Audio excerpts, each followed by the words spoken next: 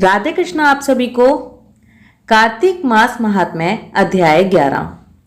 जिसको जप कर जीव हो भव सागर से पार। 11वें अध्याय का कमल करे विस्तार। नारद जी ने कहा, तब इंद्र आदि देवता वहां से भय कंपित होकर भागते भागते वैकुंठ में विष्णु जी के पास पहुंचे। देवताओं ने अपनी रक्षा के लिए उनकी स्तुति की। देवताओं की उस दीन वाणी को सुनकर करुणा सागर भगवान विष्णु ने उनसे कहा कि हे देवताओं, तुम भय को त्याग दो। मैं युद्ध में ही शीघ्र ही जलंधर को देखूंगा। ऐसा कहते ही भगवान गरुड़ पर जा बैठे। तब समुद्र कन्या लक्ष्मी जी ने कहा कि हे नाथ, यदि मैं सर्वदा आपकी प्रिया हूं और भक्ता हूं तो मेरा भाई आप द्वारा युद्ध में नहीं मारा जाना चाहिए।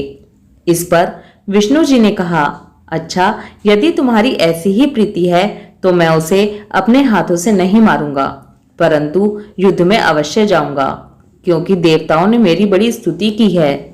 ऐसा कह भगवान विष्णु युद्ध के उस स्थान में जा पहुंचे जहां जलंधर विद्यमान था।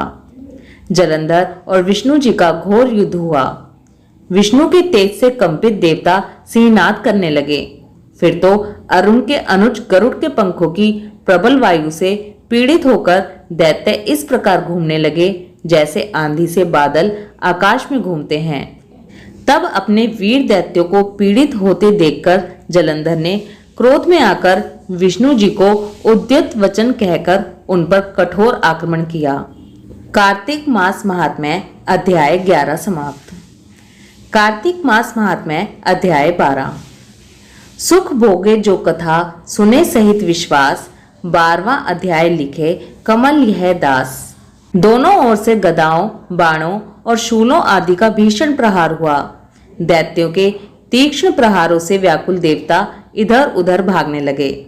तब देवताओं को इस प्रकार भयभीत हुआ देख गरुड़ पर चढ़े भगवान युद्ध में आगे बढ़े और उन्होंने अपना सारंग नामक धनुष उठाकर बड़े जोर का टंकार किया।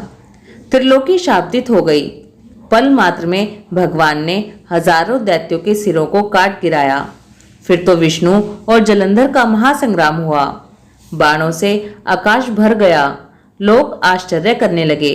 भगवान विष्णु ने बाणों के वेग से उस दैत्य की ध्वजा, छत्र और धनुष बाण काट डाले।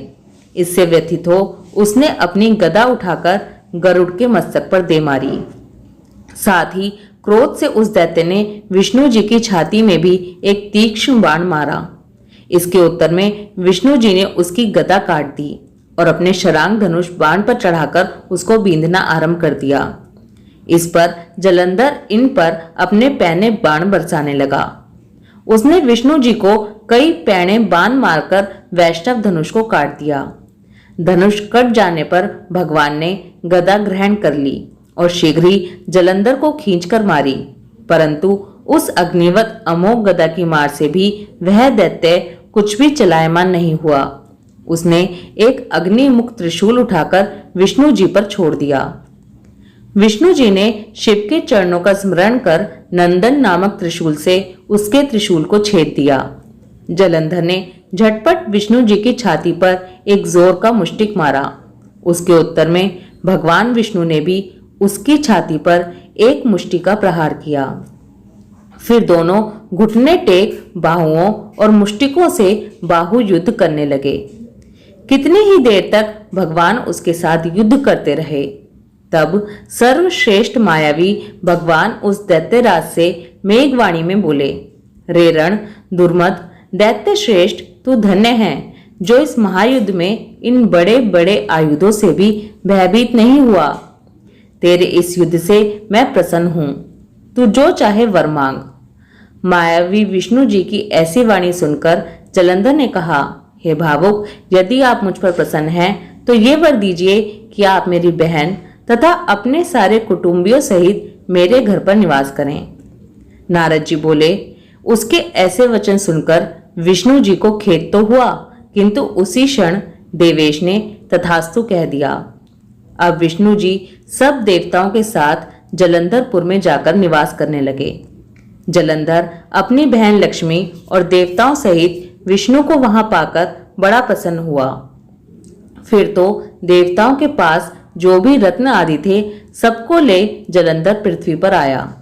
निशुम्भ को पाताल में स्थापित कर दिया और देव, दानव, यक्ष, गंधर्व, सिद्ध, सर्प, राक्षस, मनुष्य आदि सबको अपना वंशवर्ती बना त्रिभुवन पर शासन करने लगा। उसने धर्म के अनुसार सुपुत्रों के समान प्रजा का पालन किया। उसके धर्म राज्य में सभी सुखी थे। कार्तिक मास महात्म्य अध्याय 12 समाप्तम। ओम नमो भगवते वासुदेवाय नमः। राधे कृष्णा।